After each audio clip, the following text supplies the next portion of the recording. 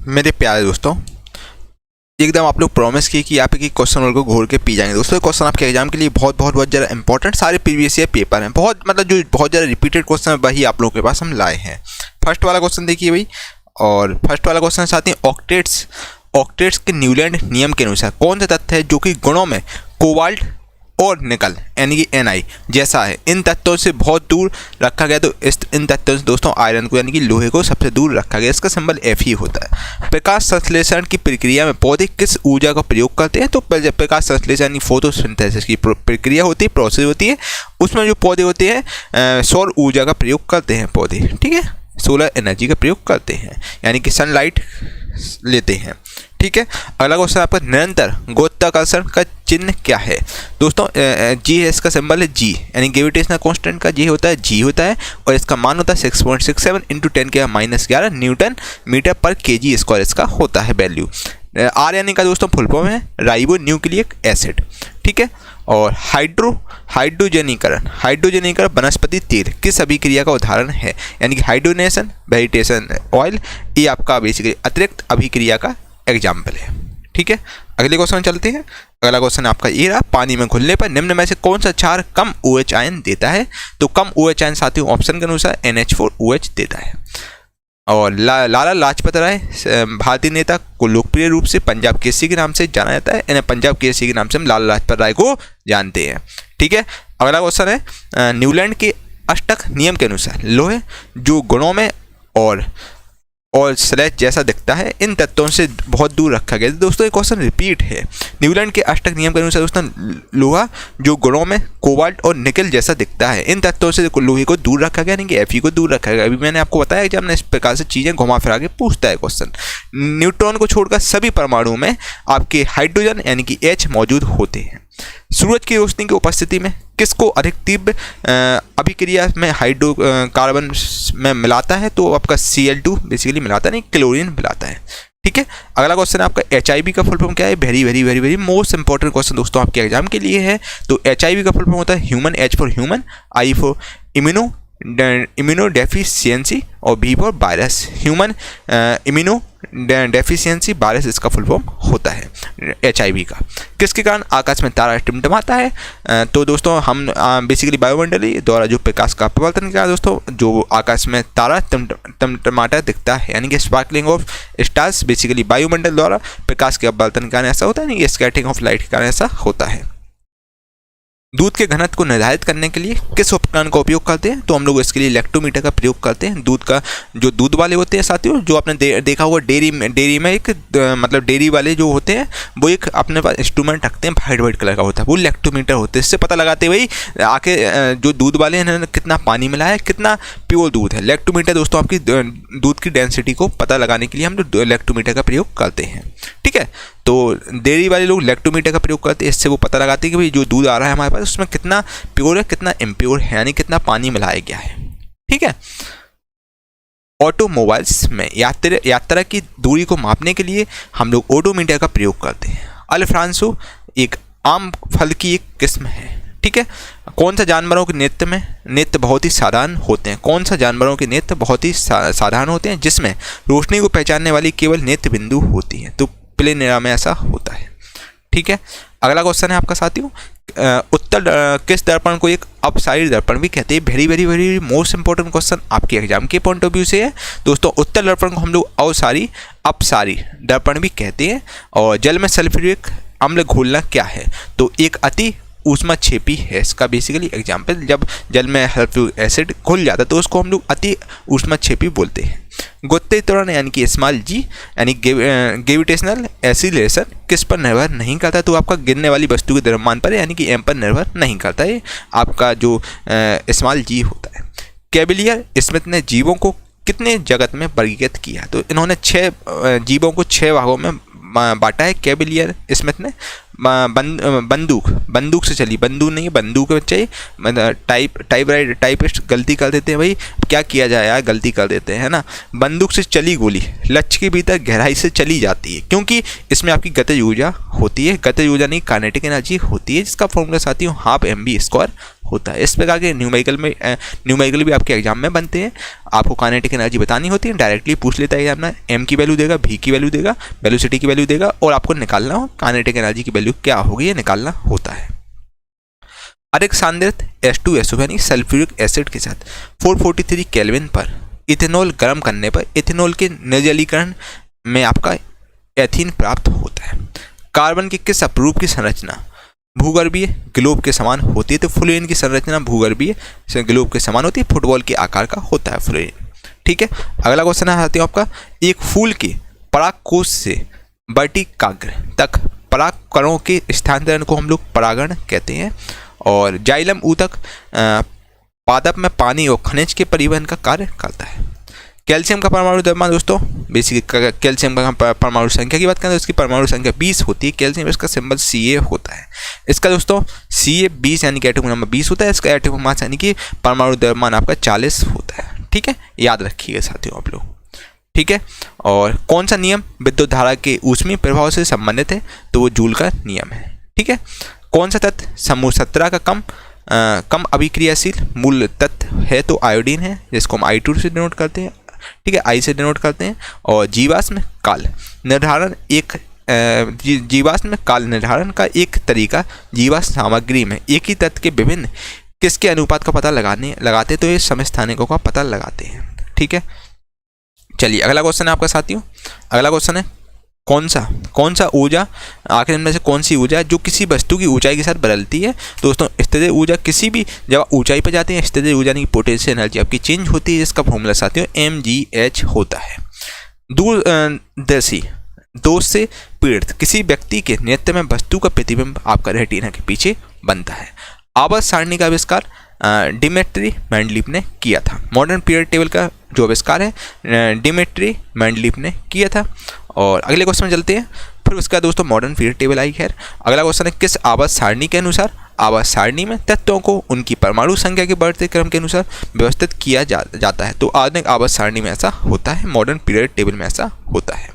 किसके ना होने पर किया गया कार्य शून्य होगा? तो विस्थापन अगर वर्क नहीं करेगा तो किया गया कार्य शून्य होगा। मतलब कुल मिला के अगर विस्थापन आपका 0 होगा तो बच्चा किया गया कार्य भी 0 हो जाएगा। ऑब्वियसली बात है, अगर W इक्वल टू क्या होता है F/d होता है। अगर F भी अगर फोर्स भी 0 होगा तो W भी आपका 0 हो जाएगा। ठीक है, अगर कॉस आपका अगर 0 होगा तब भी आपका 0 हो जाएगा वर्क, है ना। तो इस प्रकार से आती हुई चीज़ें होती है, एग्जामिनर न्यूमेरिकल पूछता है। याद रखिएगा इसका फॉर्मूला होता है W इक्वल टू F/d। और अगर हम एंगल की एग्जामिनर बात करेंगे तो W equal to F/d cos theta हो जाता है।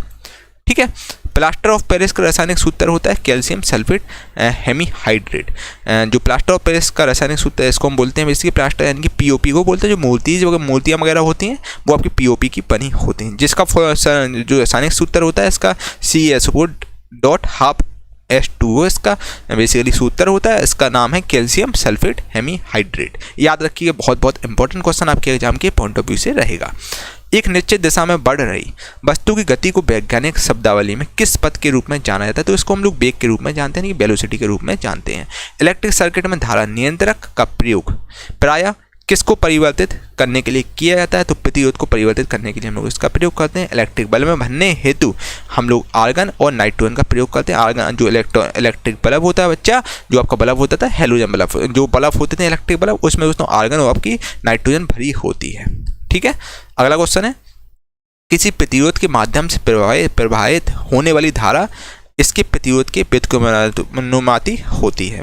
दर्पण का सूत्र दोस्तों होता है 1/F=1/U + 1/V। ये भी आपको याद रखना, रिमेंबर करना है। वेरी मोस्ट इंपॉर्टेंट क्वेश्चन है। साथ में जो सूत्र है वो आप सब करके जाएगा। आपको न्यूमेरिकल के लिए टाइम नहीं मिल रहा है, आप कंफ्यूज होना नहीं चाहते बच्चा, अगर आपका समय नहीं, आप चाह रहे हैं भाई हमारे 20 नंबर आराम से, तो बच्चा थ्योरी आप पढ़ो अच्छे से। ठीक है, अगर भैया आपने 25 से 25 की लालसा है तो भाई न्यूमेरिकल आपको करना पड़ेगा। ठीक है, और बच्चा पहले थ्योरी करो, पहले थ्योरी इतनी अच्छी तरीके से रट लो, 25 बार 30 बार 40 बार, जितनी जब तक आपको एक चीज़ें ना रटे जाए, फिर उसका बच्चा न्यूमेरिकल में खोलना आप। और न्यूमेरिकल के लिए कुछ इंपॉर्टेंट फॉर्मूले थे जिससे डायरेक्ट एग्जामिनर क्वेश्चन पूछता है। जैसे 1/F=1/U + 1/V होता है, ये मिरर का फॉर्मूला होता है। अब लेंस की बात करते हैं, लेंस में आपका 1/U - 1/V हो जाता है। ठीक है, तो इस प्रकार से सारी चीज़ें होती है जो आपको फॉर्मूले याद करना है। जैसे फोर्स का फॉर्मूला हुआ, आपका वर्क का फॉर्मूला हुआ, ये सब आपको याद रख के जाना, ताकि एग्जामिनर अगर डायरेक्ट क्वेश्चन पूछेगा तो आप बता सकते हैं। अगर एग्जामिनर ने बोला भाई F की वैल्यू दी, एग्जामिनर ने यू की वैल्यू दी आपको भी निकालना होगा, तो क्या आप नहीं निकाल पाएंगे क्या? तो आपको एस से निकालना होगा। यू की वैल्यू दी गई, भी की वैल्यू दी गई, तो आप एफ निकाल लेंगे। तो आपको अगर सूत्र याद होगा तो आप इजीली निकाल लेंगे। ठीक है, किसी वस्तु के द्रव्यमान का मापन को हम लोग जड़त्व कहते हैं। CO का सापेक्ष द्रव्यमान कितना होता है? CO यानी कार्बन मोनोऑक्साइड, CO को हम कार्बन मोनोऑक्साइड बोलते हैं, और इसका सापेक्ष द्रव्यमान आपका 28 होता है। 28 बच्चा किस प्रकार होता है ये सुनिएगा आप लोग। CO यानी कार्बन जो एटॉमिक मास होता है वो बच्चा 12 होता है, और आपका जो बेसिकली जो ऑक्सीजन होता है, ऑक्सीजन का एटॉमिक नंबर आपका 8 होता है। 8 का डबल 16 हो जाता है। 8 होता है इसका एटॉमिक नंबर, और एटॉमिक मास का 16 होता है। 8 का द्रव्यमान 16 होता है, तो 12 + 16 यानी कि 28 हो जाता है। ठीक है, क्या आपको कोई दिक्कत, कोई तकलीफ, कोई समस्या, किसी प्रकार का डाउट हो बताइएगा, आपके सारे डाउट बच्चे क्लियर कर दिए जाएंगे। किसके बाहरी कोश में 1 से 3 इलेक्ट्रॉन होते हैं? तो धातु के दोस्तों बाहरी कोश में 1 से लेकर 3 इलेक्ट्रॉन होते हैं, और हाइड्रा जीव पुनर्जनन और मुकुलन द्वारा उत्पन्न होता है। और आधुनिक आवर्त सारणी में आवर्त 1 में केवल गैस ही रखी गई है। ठीक है, जो आधुनिक आवर्त सारणी है उसमें आवर्त 1 है, इसमें केवल एक गैस है। ठीक है, अगले क्वेश्चन में चलते हैं। स्टारफिश आपका एकाइनोडर्मा समूह में आती है। मानव नेत्र के रेटिना पर बना प्रतिबिंब आपका वास्तविक और उल्टा बनता है। यदि किसी लवण का pH मान 7 है तो यह लवण आपका सशक्त अम्ल होगा, और इसका ये सशक्त क्षार होगा, यानी कि स्ट्रॉन्ग एसिड होगा, स्ट्रॉन्ग बेस होगा, pH मान 7 है तो।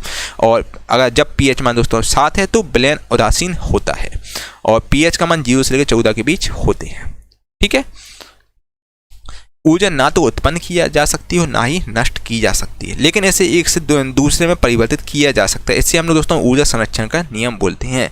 ठीक है, किसी तत्व की संयोजक शक्ति यानी क्षमता को हम लोग संयोजकता कहते हैं।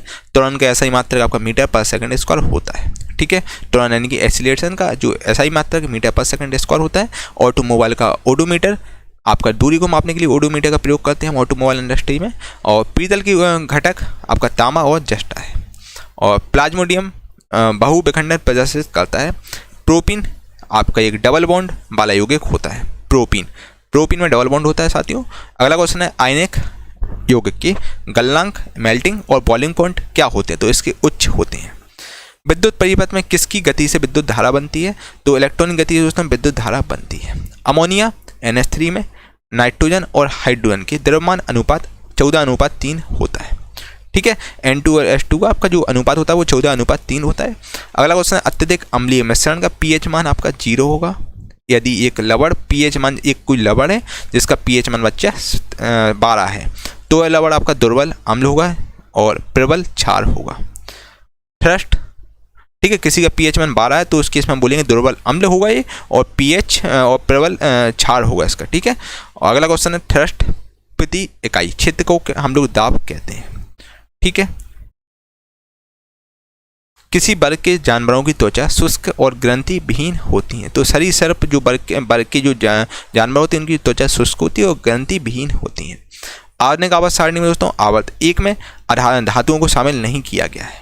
ठीक है, तरंग लंबाई आमतौर पर ग्रीक लेटर किस में दर्शाया जाता है? तरंग लंबाई, जो तरंग की लंबाई को बेसिकली हम लोग ग्रीक लेटर यानी कि लेमडा में प्रदर्शित करते हैं, लेमडा में करते हैं। ठीक है, लेमडा यानी कि, ठीक है, लेमडा में करते हैं, इसका सिंबल लेमडा होता है। अग्रस्त मेरिस्टेम किसके शीर्ष विकसित होती शिखर पर पाया जाता है? तो तना और जड़े पर ये पाया जाता है। ठीक है, जड़े पर पाया जाता है। आधुनिक आवर्त सारणी के वर्ग 1 के तत्वों को हम लोग क्षार धातुआं कहते हैं। ठीक है, किस वर्ग में सल्क के मतलब किस वर्ग में सल्क के साथ शुष्क और ग्रंथि विहीन त्वचा होती है? तो सरीसृप वर्ग के जो भी जीव होते हैं उनमें दोस्तों शुष्क और ग्रंथि विहीन त्वचा होती है। रियर व्यू दर्पण में किस दर्पण का उपयोग करते हैं? तो हम लोग उत्तर दर्पण का प्रयोग करते हैं।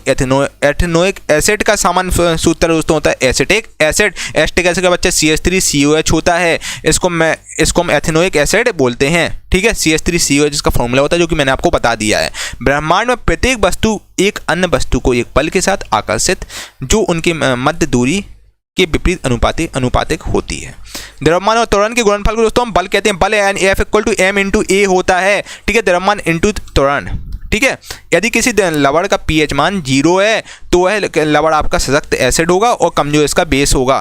ठीक है, स्ट्रॉन्ग एसिड और वीक बेस होगा। ठीक है, उच्च तापमान प्राप्त करने के लिए इलेक्ट्रॉनिक तापमान उच्च तापमान प्राप्त करने के लिए इलेक्ट्रिक तापन उपकरणों में सामान्यतः एलॉय का प्रयोग करते हैं हम लोग। दूध का दही में परिवर्तन होना बेसिकली रासायनिक परिवर्तन है और केमिकल चेंज है आपका। एनीमोमीटर का प्रयोग हम लोग हवा की शक्ति और वेग को मापने के लिए करते हैं। ठीक है, अगला क्वेश्चन है आधुनिक आवर्त सारणी में किस आवर्त में कोई उपधातु नहीं है? तो आवर्त 1 और आवर्त 7 में आपके दोस्तों कोई भी उपधातु नहीं है। पुरुष शुक्राणु में गोसूत्रों की संख्या 23 होती है। मनुष्य में दोस्तों टोटल 46 गोसूत्र होते हैं, 23 मेल में होते हैं, 23 फीमेल में होते हैं क्रोमोसोम। अगला क्वेश्चन है उस उम्र का नाम क्या है जिसके दौरान मानव, पुरुषों और महिलाओं के प्रजनन अंग कार्यात्मक हो जाते हैं? गोनाड्स युग्मकों और सेक्स हार्मोन का उत्पादन शुरू कर देते हैं, यानी सेक्स हार्मोन डेवलप हो जाते हैं और मानव यौन के प्रति परिपक्व हो जाता है। तो किशोर अवस्था में दोस्तों ऐसा होता है, अपने हार्मोन डेवलप होते हैं और सेक्स हार्मोन इसी अवस्था में उत्पन्न होते हैं, प्रोड्यूस होते हैं। आवर्त सारणी के चौथे आवर्त में 18 तत्व 18 एलिमेंट रखे गए हैं। शोल्डर यानी कि टांग का बेसिकली पीवी प्लस एसएन का मिक्सचर है। ठीक है, चलिए अगला क्वेश्चन है पृथ्वी की त्रिज्या आपकी 6.37 मिलियन मीटर होती है। वह भौतिक राशि कौन है जो कभी ऋणात्मक नहीं होती, जो कभी नेगेटिव नहीं होती? आखिर वो कौन सी भौतिक राशि है? तो वो आपकी दूरी है, दूरी कभी बच्चे नेगेटिव नहीं होगी। द्रव्यमान संख्या का चिन्ह ए है। ठीक है, इसको हम एम से डिनोट करते हैं। जो द्रव्यमान संख्या होती है उसको हम ए से डिनोट करते हैं, द्रव्यमान को हम एम से डिनोट करते हैं बच्चा। ठीक है, चलिए अगले क्वेश्चन में चलते हैं। बिछुआ के पौधे की नोकदार पट्टियों में क्या होने के कारण उनमें चुभने पर मेथेनोइक एसिड जलन मुक्त दर्द होता है? ठीक है, मेथेनोइक एसिड के कारण ऐसा होता है यदि तार में प्रवाहित होने वाली विद्युत धारा को दोगुना कर दिया जाए तो उसके प्रतिरोध पर बेसिकली जो प्रतिरोध होगा वो आपका आधा हो जाएगा। हाइड्रोजन और हीलियम को पहले आवर्त में रखा गया है। लैंगिक प्रजनन विपरीत लिंगों के 2 जनक में शामिल होते हैं। जलीय अणुओं द्वारा आकर्षित होने वाले समूह को हम लोग हाइड्रोफिलिक कहते हैं। अपचयन अभिक्रिया के दौरान परमाणु में इलेक्ट्रॉन उत्सर्जित होते हैं। ठीक है, पौधे में किस ऊतक के कारण लचीलापन होता है? तो पौधे में दोस्तों कोलेन कायमा जो ऊतक होता है उसके कारण लचीलापन होता है। यांत्रिक ऊर्जा का दोस्तों सूत्र होता है बेसिकली यांत्रिक ऊर्जा का बेसिकली सूत्र क्या होता है? यांत्रिक ऊर्जा इक्वल टू होता है साथियों गतिज ऊर्जा यानी कि काइनेटिक एनर्जी प्लस स्थितिज ऊर्जा यानी कि पोटेंशियल एनर्जी। ठीक है, तो गतिज ऊर्जा का फॉर्मूला क्या होता है? हाफ mv² होता है, हाफ mv²। और स्थितिज ऊर्जा यानी कि पोटेंशियल एनर्जी का सूत्र mgh होता है। तो इस प्रकार दोस्तों हम करते हैं तो यांत्रिक ऊर्जा माइनस गतिज ऊर्जा इक्वल टू स्थितिज ऊर्जा हो जाती है, ये यहाँ पर पहुँच जाती है अपने। ठीक है, तो कौन सा धातु हथेली पर रखने पर पिघल जाता है? वो कौन सा धातु जो कि हथेली पे जैसे हम रखते हैं और पिघल जाती है? तो आपको गैलीनियम और सीजियम जो धातु होती है जैसे हम हथेली पे रखते हैं और पिघल जाती है। ठीक है, जिसका सिंबल जी होता है, गैलीनियम का सिंबल जी होता है और सीजियम का सिंबल CS होता है बच्चा। एम द्रव्यमान की कोई वस्तु को जो त्वरण A से गतिशील है उस पर प्रयुक्त बल F = ma होगा। ठीक है, मैग्नीशियम रिबन एक चमकदार किस रंग के लौ के साथ जलता है? तो सफेद रंग के साथ ही जलता है मैग्नीशियम रिबन। ठीक है, 1 coulomb upon 1 second equal to 1 ampere होता है। जब पानी से भरे हुए एक बीकर भरा हुआ एक बीकर एक कॉर्क और कील को रखा जाता है तो कॉर्क तैरता है जबकि कील डूब जाती है। इसके पीछे दोस्तों मेन रीजन है कि लोहे की जो कील का घनत्व पानी के घनत्व से अधिक होता है, तो इस वजह से ऐसा होता है। ठीक है, चलिए किसने उत्प्रेरक के रूप में प्लेटिनम पर पहला अवलोकन किया? तो डोबेरिन ने पहला अवलोकन किया था। किस प्रकार का ऊतक नारियल का भूसी बनाता है? तो वो आपका स्क्लेरन काइमा जो स्क्लेरन काइमेटस जो फाइबर होता है, स्क्लेरन काइमेटस जो फाइबर होता है ये आपका बेसिकली नारियल का भूसी बनाता है। एक ऊतक होता है जो कि नारियल का भूसी बनाता है। CO2 में दोस्तों कार्बन और O2 का द्रव्यमान किस अनुपात में होता है? तो इसका अनुपात 3 अनुपात होता है। कार्बन का द्रव्यमान दोस्तों 12 होता है, ऑक्सीजन का द्रव्यमान आपका O2 यानी कि आपका 16 × 2 यानी कि 32 होता है। तो इस प्रकार दोस्तों हम कैंसिल आउट करते हैं तो आपका 3:8 हो जाता है। ठीक है, कैसे होगा ये भी 12:32 हो गया। इसको आप काटो पीटो, 4 × 12 और 4 × 32 3:8 इस प्रकार हो जाता है आपका CO2 में कार्बन और O2 का द्रव्यमान। ठीक है, तो इस प्रकार रेशियो आपका निकलते हैं। ठीक है, चलिए भाई हमने सेंचुरी मान ली, पता भी नहीं चला इतनी जल्दी सेंचुरी मान लिए हैं। ठीक है, चलिए दोस्तों मैंने आपको 100 क्वेश्चन करा दिए। कैसा आपको सेशन लगा कमेंट करके आप लोग जरूर बताइएगा। और सेंचुरी हम लोग मार चुके हैं और ये क्वेश्चन बहुत बहुत इंपॉर्टेंट आपके एग्जाम के लिए थे, तो बिल्कुल अच्छे से रट लेना, एक बार नहीं, 2 बार नहीं, 3 बार नहीं, जब तक आपको एक क्वेश्चन ना रट जाए सब आपको रट जाने चाहिए। साथियों वीडियो को लाइक करें, कमेंट करके जरूर बताएं वीडियो कैसा लग रहा है। इस वीडियो को एक व्हाट्सएप ग्रुप में जरूर शेयर करें, स्टूडेंट मैं आपके लिए ऐसे ही कंटेंट बनाता रहूँ। अगर अभी तक आपने चैनल को सब्सक्राइब नहीं किया, चैनल को सब्सक्राइब कर लीजिए, बगल में बेल आइकन प्रेस कर दीजिए, स्टूडेंट फ्यूचर में आपसे कोई भी वीडियो मिस ना हो सके। बाकी इसकी PDF के लिए मैं डिस्क्रिप्शन में लिंक डाल दूंगा एप्लीकेशन का, वहां से आप डाउनलोड कर सकते हैं।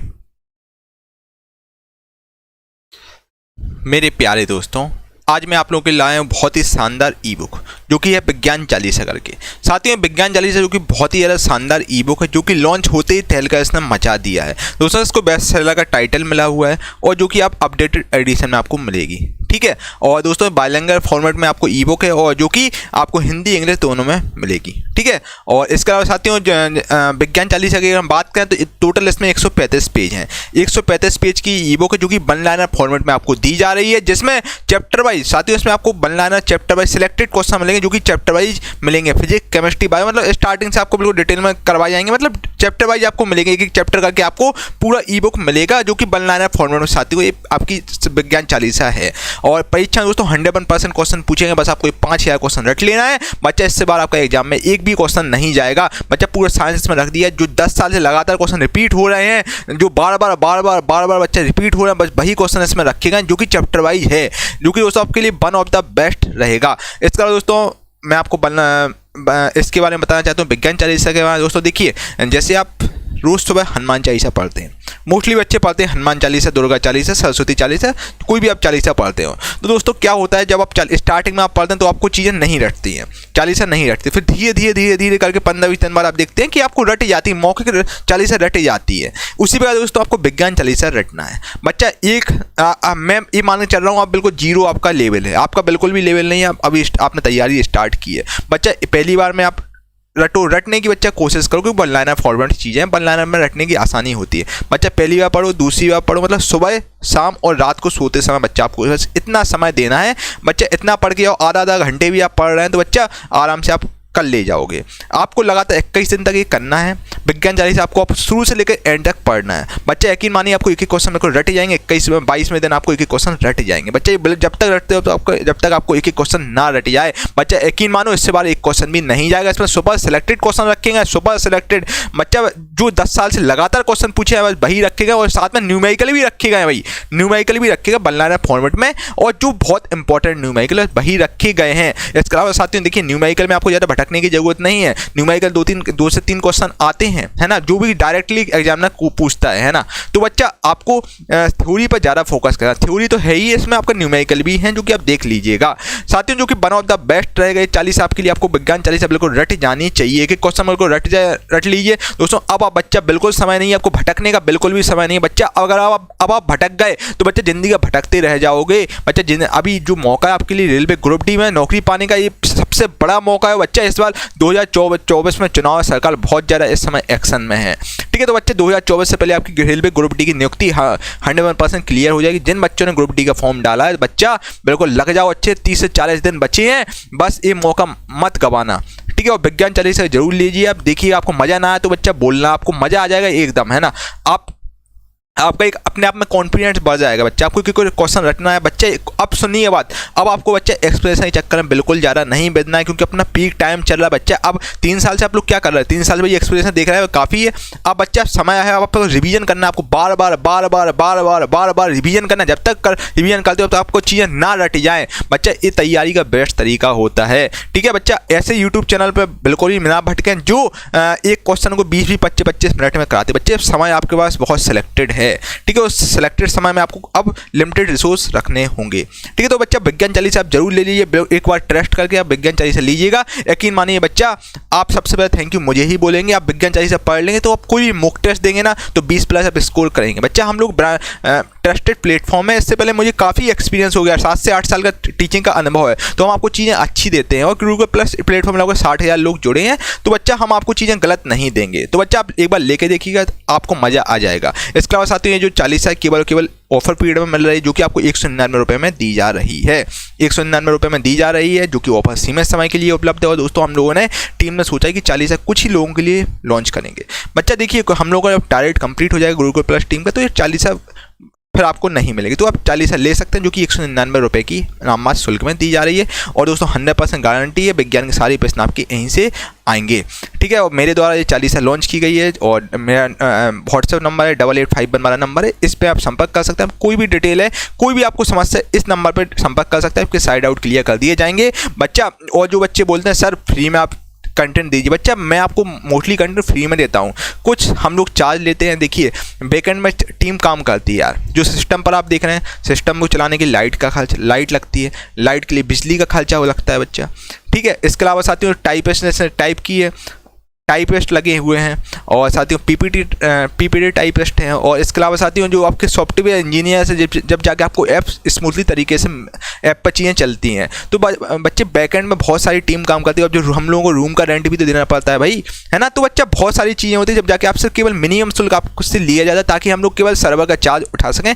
इतना हम लोग बस केवल आपसे चार्ज लेते हैं। तो बच्चा सपोर्ट जरूर करें, केवल और केवल 199 रुपये की 40 है इस बार बच्चा, जो कि वन ऑफ द बेस्ट है। इस बार मौका आपको नहीं गंवाना है बच्चा, कहीं से भी पढ़ो बच्चा, इस बार बिल्कुल कसम खा लो कि इस बार हम रेलवे ग्रुप डी में सिलेक्शन लेकर ही रहेंगे, चाहे कुछ हो जाए। इस बार बिल्कुल ठान लो, तो बच्चा जीत है इस बार तुम्हारी। और इस बार पूरा अपना 100% देने की कोशिश करना बच्चा, 100% दोगे तो जिंदगी में कभी आपको रिग्रेट नहीं होगा, है ना। और साइंस के लिए बच्चे इस 40 से सबसे बेस्ट और वन ऑफ द बेस्ट 40 है, आप करके देखिएगा, आपको मज़ा ना आए तो बात करना।